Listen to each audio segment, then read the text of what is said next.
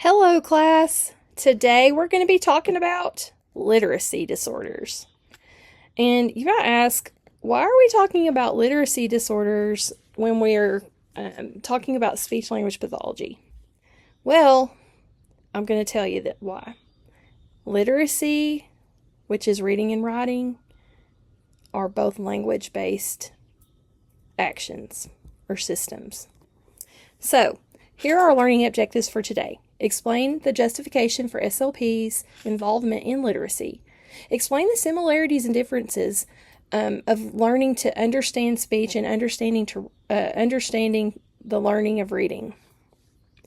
Discuss common problems of children with reading and writing disabilities, and discuss the multicultural considerations related to literacy problems. So what are the roles for SLPs when it comes to literacy?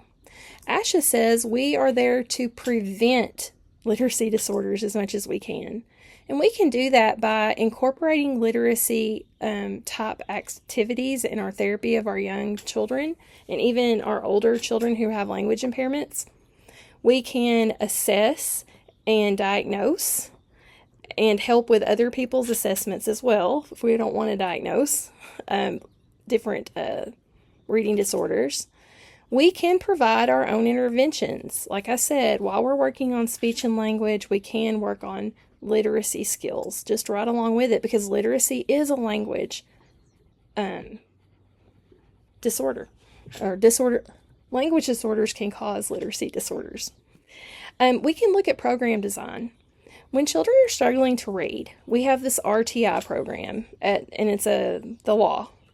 And basically it means children who are starting to look like they are behind in reading, we don't wait for them to be years and years behind. The general education programs provide early intervention for reading, and they prescribe certain programs to teach reading depending upon where the problem is for each child. It's very individualized, or it should be. And we can help figure out how to fit this child with this set of problems with this intervention. We also provide data collection and analysis. Speech pathologists typically are very good at analysis of data, of interventions, of evaluations. We can find patterns, and we're good at putting all that information together to look at the whole child. Compliance. We can also make sure that if needed, a lot of times we don't do this, the reading specialist does, but make sure that the interventions that are being done by the general ed staff are done with efficacy, and they're done with fidelity, which means they're done exactly the way they're supposed to be done. Now, these are two very interesting concepts: auditory perceptual and visual systems. I'm sure you've probably heard this before, but did you know you could hear while you were in utero? You started learning how to listen even before you were born, which I think is super cool. So scientists have studied this, and they have found that human auditory perceptual systems are biologically adapted to process spoken words. We are born with the innate ability to process the words that we hear. However, our visual system, we're not born with an innate ability to process that. We have to learn the process of understanding written words. It's not something that comes naturally to anyone. All right? So, learning to read requires the knowledge of the phonological system of language. So people have to understand that sounds and graphemes or letters have a correlation. All right? On the same kind of ideology, learning to talk is caught. This is on your test. But learning to read is taught. Learning to talk is caught. That means we already have the ability. We just have to catch all of the words and sentences and things we hear to comprehend it. However, learning to read is taught. We don't just naturally, while we're playing on the playground when we're 4 years old, say, I think that the letter that goes straight up and down and then goes across at the bottom, I think that's an L, and I think it goes L. No, we don't have that. If we did, and if it was an 8, we'd probably all be reading and speaking in the same language, right? So, we have to teach those skills. All right, learning to read depends on the proficiency of all aspects of language. I think a bug just flew into my mouth. Sorry, I'm sitting on my porch. Okay, we're good now. Sorry if that grossed you out. Okay, remember the 5 aspects of language: phonology, morphology, syntax, semantics, and pragmatics. You have to have all of those skills in order to be proficient in reading and writing. All right? So really, when I said at the beginning that literacy is a language issue, it is. It is. So the auditory and visual systems have to be interconnected in order for reading to happen and writing to happen. And if you have problems with one of those modalities, it can cause problems in the other one. I'm sure that you probably know whether or not you're better at reading or writing, right? So a lot of us would probably say we're better readers because writing is a lot more complicated of a process. But if we have trouble with the visual system, the auditory system is not going to be powerful enough in order for us to learn to read. They're connected, and they have to kind of be almost on the same, they at least both need to be in the average area of processing in order to learn to read and write. So, when we're talking about children, remember, they're not born ready to read, right? We have to teach them. So, what can we do to help them learn? We can do, during that emergent literacy or pre-literacy period, which is birth to kindergarten, we can do shared book reading. Shared book reading does a lot of really good things for children. One, it shows children that reading books is important and that it's fun. And it's a social time when they can interact with a parent or an older sibling or a grandparent or whoever's reading with the child. They can make connections that way, like an emotional connection to reading, which helps it to remain important in their lives. Also, when they do shared reading, they're learning that the book doesn't go this way, it goes this way. And I've noticed when people read to me that if they point at the words as they're reading, it's going from the left, this side of the book, to that side of the book. And they start at the top and they go down. So they're learning concepts of print. That's what that's called. So they're not learning how to read, but they are learning the different concepts that have to happen to be ready to read. All right? They're also, as closer to kindergarten comes, and maybe even in kindergarten, they're going to figure out the alphabet principle. The alphabet principle is when letters or combinations of letters represent speech sounds. And that speech can be turned into print. And then print, in turn, can be turned into speech. So they understand the correlation of speech, sounds, letters, words. They understand that you can't read without knowing that and understanding that. And I believe the alphabet principle will be on your test. What are the skills that kids need to know the most in order to achieve high in literacy? Well, they need to have good phonological awareness skills. They typically have good oral language skills as well. They have good alphabet knowledge. They can receptively pick out letters when someone asks them, show me the R. And they can name the letter if you say, what's this? R. So, they also understand those concepts of print that I just talked about. And they can write their name. That's an indicator of good literacy later on, is name writing, believe it or not. So, how do teachers intervene when some of those skills might be weak and might signal a problem in developing reading? Well, they use scaffolding. Scaffolding. And that is a very teachery word. And I don't know if teachery is a word, but if it isn't, I just made it up. That means that they start with a good base knowledge. They get a child to master a simple thing, and then they build them up till they master different levels. Just like scaffolding outside of a building starts with a strong base, and then it keeps going up so that the construction workers can access the top of the building. So what we want kids to do when they're learning to read is learn those basic skills, but then build on them so that they can reach the top of their ability. Scaffolding. So one of the first things that we do with literacy is teach phonological awareness. And a lot of you might realize that this is the phonics method of teaching reading. And that is, this sound makes this letter, or this letter makes this sound, both ways. That's phonological awareness. I will tell you one thing. People with learning disabilities tend to have problems with this skill from the very start. And it has been proven that it's the most effective way to teach a child to read is using the phonics method, or phonological awareness. Speech pathologists agree. We've done lots of research on this as well, because it's something we do for a living. However, some people with certain literacy disabilities, it is so difficult for them to learn that phonics method. It doesn't compute.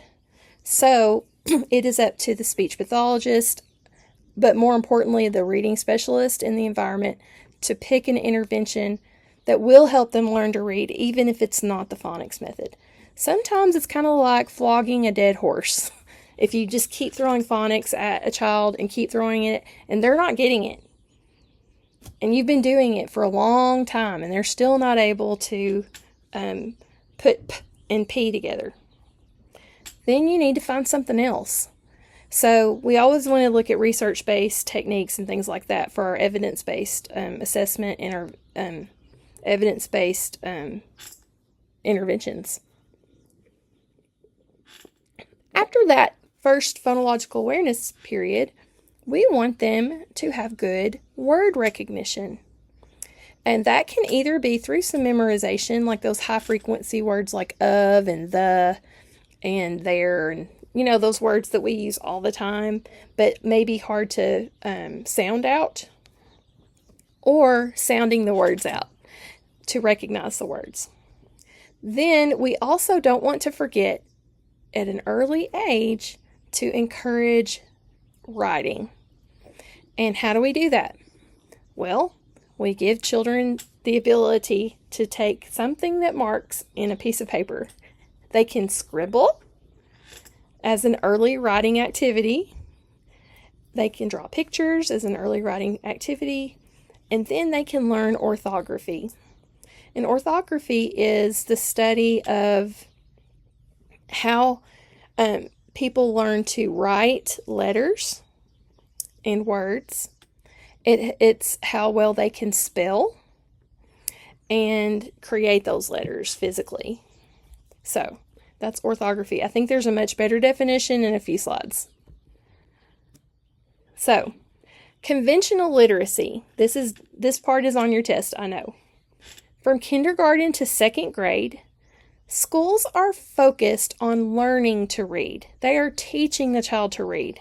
They're learning to read, from sound letter correlations all the way up to reading a paragraph or a story. The job of kindergarten to second grade is to prepare children by teaching them to be good, fluent readers. Good, fluent readers. So learning to read. Okay? This is on that phrase, learning to read and reading to learn. That's going to be on your test. So, third grade and higher, they're supposed to read to learn. Which means typically by third grade, the teachers don't do basic reading tasks anymore in class. They expect most children, not all, but most, will know how to read fluently by the time they step into their classrooms. And their new expectation is They can read the social studies section in the book that they're covering that day. Give the children time to read it, and then they can have a discussion in class about what they've read because they're reading to learn. And that happens all the way through college, right? Once you learn to read, you should be able to read to learn new things. So remember, the cutoff is kindergarten to second grade, and then third grade and higher, you read to learn, okay? So remember those cutoff times. Let's talk about the number one literacy disorder, and that is dyslexia. It's the most common disability, learning disability in children and adults. And as usual, boys are 4 to 1. There's a 4 to 1 boy to girl ratio for dyslexia. Poor boys, I swear. We don't know what causes it either. People have studied it, believe me, but there's no empirical evidence that shows a cause. What we have found out just by subjective, like case histories and things, is that typically it runs in families. So it could be a genetic issue, or it could be, if it runs in families, that if your parents aren't really literate and good at reading and have confident reading, then they might not give the children those early childhood reading experiences like the book sharing and things like that, because it's not their thing. Maybe they're going to spend more time taking motorcycles apart and putting them together. They're going to do the things that they are good at, so their children will kind of look at them like, my dad is the coolest, you know what I mean? Or my mom knows how to decorate a cake and it's gorgeous. So it's not that the parents aren't working with them per se, and I don't think that they're doing this on purpose. It's just that some parents are more equipped to do those early reading skills with children than others, and some parents have more time. So dyslexia are deficits. That disorder is a deficit in a phonological processing, and they also have problems with word recognition and spelling. And of course, there's lots of frustration that come with children who can't read or write. It just seems impossible, and they look around and seeing their friends or their neighbors in the classroom being able to do these things. Imagine how they feel. Probably a little like this guy. He looks a little frustrated or embarrassed. In preschool, we have common signs of dyslexia. They may talk later than other children and have trouble pronouncing their words. They might be slow to learn and add new vocabulary to their repertoire. They might not be able to think of the right word to say sometimes. They might say, that thingy, or, how kids, when they don't know the word, the things that they say. They might have trouble rhyming or following multi-step directions or like basic routines that have steps in the classroom or maybe even at home. If they're supposed to help with the laundry, they might forget the steps that they have to do in order to do that with independence. They may have trouble with the alphabet, numbers, days of the week, colors, how to write their name, shapes. They might not be able to retain those basic skill bits of information. They might have trouble telling or retelling a story in the correct sequence. They often have difficulty separating sounds and words and blending. So an example of separating would be like the word on. You might say, on. What are the sounds in the word on? And then they should be able to say, ah, n, and separate them out, right? Blending is, I'm going to give you two sounds and I want you to put the word together. I want you to put the sounds together to make a word. And then you go, ah, n, and the child, you say, what's that word? And the child says, on, like that. Especially if they're in a group, that's how they say it.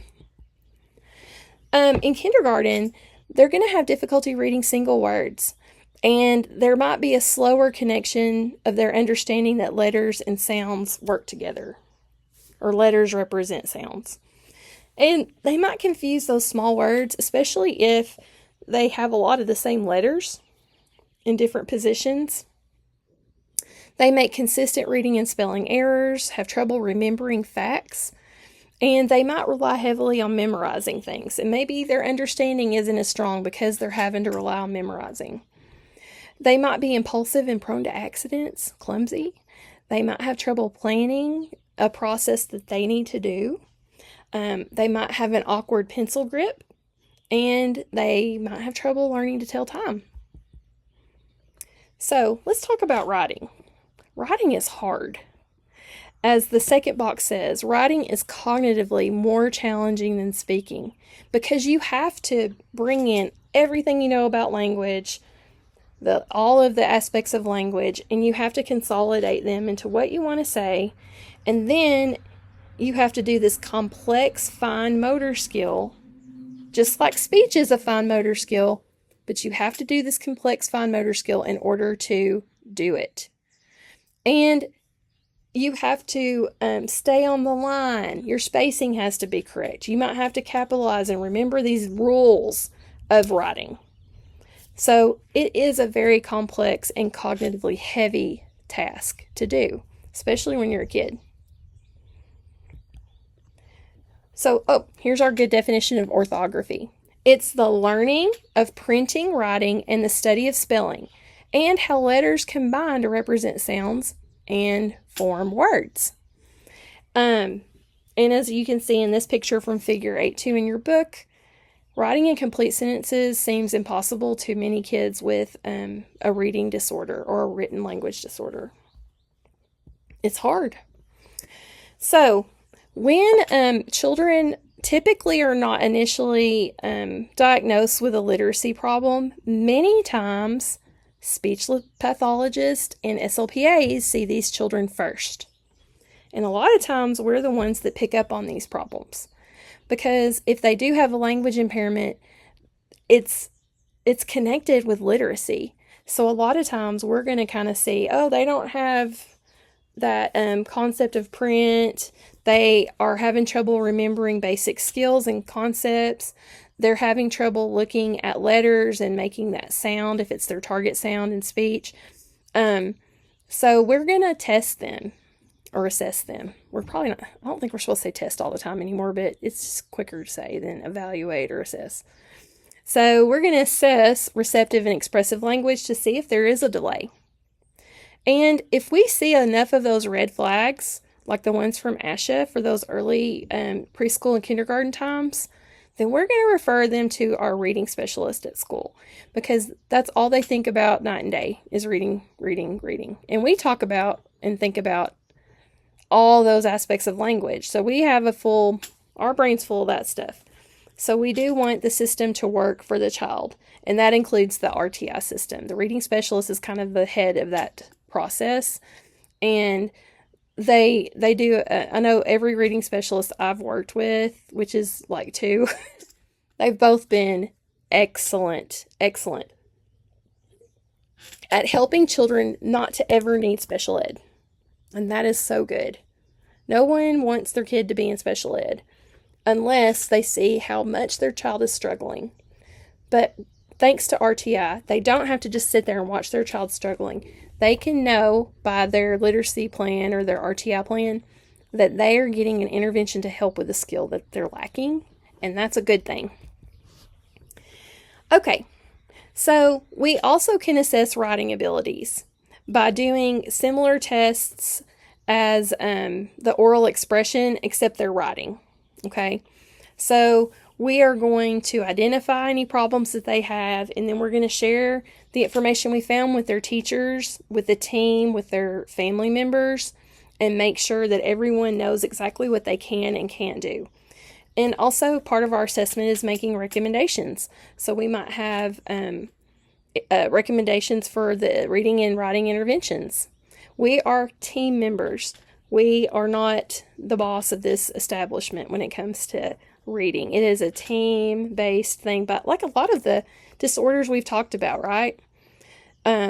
Usually take a team, unless it's articulation maybe. We really want input, and even with articulation, we want the classroom teacher's input and how that's impacting their ability, to learn to read. So those are some things that we need to keep in mind. There are some multicultural considerations, and the thing that children with literacy disorders tend to have in common, over the most part, it's not everybody, is poverty. Especially at those early developmental milestones that they should be having in preschool and kindergarten. Because I've known lots of kids who came from families who had everything that they ever wanted that still have a problem with literacy. So this is not a blanket statement. However, researchers have done the research and they find that poverty and living in poverty is the number one multicultural indicator of a problem with reading later on. And it can be in different cultures. There are lots of children in our country who are white, who live in poverty. There are a lot of black people who are white and not black people who are white. Black people who live in poverty. There's Hispanic people or Latinos that live in poverty. And then, of course, we have the same cultures, the same races that don't live in poverty. So it's not a blanket statement about any race, but it's just living in poverty. And I think I shared some of the reasons that might be. Time, lack of skills, things like that might impact a parent's ability to be a proactive interventionist. And that's just giving people and their children practice, learning to love reading, showing them that reading is important, and that takes a lot of time and skill. So sometimes people in poverty don't have those two things. So home literacy practices that do predict good emergent literacy skills are shared book reading, maternal book reading, which means you look on the couch and you see your mom reading, or know that when she goes to bed, she's reading at night because she enjoys it. Encourage the child's enjoyment of reading. Do the voices. Make it a social situation and a loving situation when you're reading to a child. And they will learn to enjoy reading and have good memories of it. Also, maternal sensitivity is another indicator. How sensitive is the mother? How in tune are they with their child? Of course, if your child has a reading problem, it doesn't mean that you didn't do all these things. These just are big indicators or reasons why we think people might struggle with reading, okay? Nothing is a complete blanket statement with probably anything we do in speech pathology. So ASHA has a good list of things that parents can do to help encourage their children to be better readers. And that is draw their attention to print situations every day, whether it be signs on the road or that's Walmart or, hey, I want to go to McDonald's. That's McDonald's. That's Walgreens. Or when they're in the grocery store, being able to tell the box that they want in the cereal aisle. This is Trix, or this is, I don't know. I don't eat cereal very much, but I want this kind. I want this kind. I want Cinnamon Toast Crunch. So you can point these things out to your child until they kind of get, oh yeah, the thing that has this word on it means milk, and the thing that has that word on it means bologna. So you can introduce new vocabulary. That is so important for any child. Having a good vocabulary just helps reading, and then later on, once a child has learned to read, it helps with comprehension skills. Children who don't have a lot of background knowledge about what things are or where they are or what they do or what that means, they're going to struggle when they come across words that they don't understand or have a personal experience with. So that might be another reason that people who live in poverty struggle with reading, because maybe they don't have all the money in the world for books and they don't have a local library that's easy to access.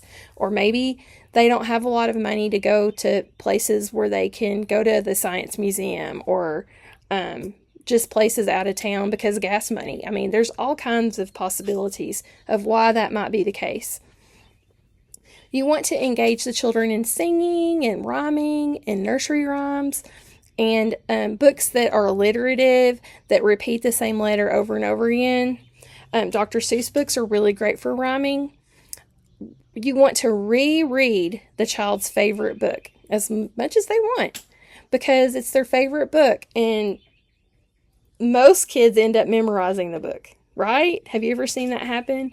Where they've heard it so many times, even if they're not reading every word, they can kind of tell you the story verbatim. Focus the child's attention on books to pointing to the words as you read them and the pictures, or have them point to the words. Provide a variety of materials that encourage drawing and scribbling. So you have to be a little okay maybe with your kids making a mess. When I was growing up, I didn't have a whole lot of materials to do that because my mother was anti-mess and I could not make a mess. I had lots of rules since birth. You can also encourage the child to describe or tell a story about their drawing and write down the words.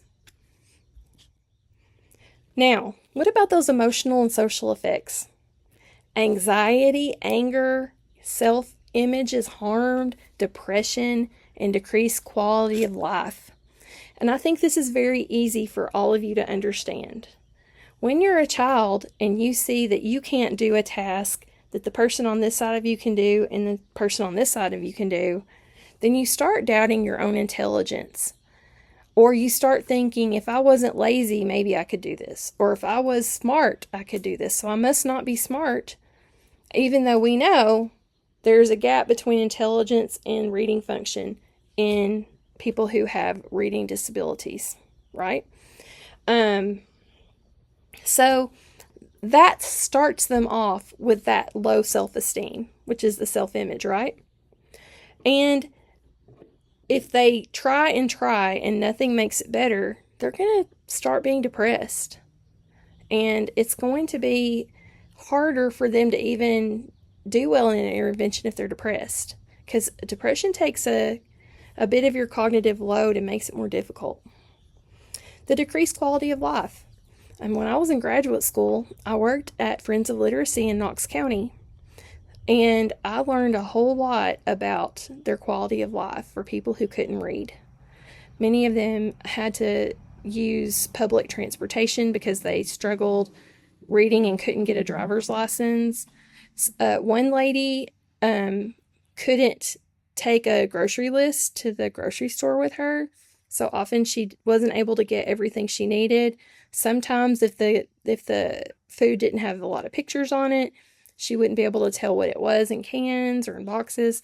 So she would explain to me just how simple things that we take for granted really impact her as a person. Plus, what kind of job are you going to get if you can't read? If you can't fill out the application? If you can't write? So all of these things impact their quality of life.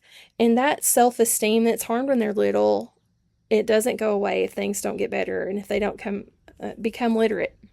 And they might always in the back of their head think that they're kind of dumb if they aren't able to do that. So, I'm so glad you're here. Don't forget to take Chapter 8 quiz. And as usual, if you have any questions about this lesson or anything else, email me at sextond1@roanstate.edu. Good luck on your quiz and have a wonderful day.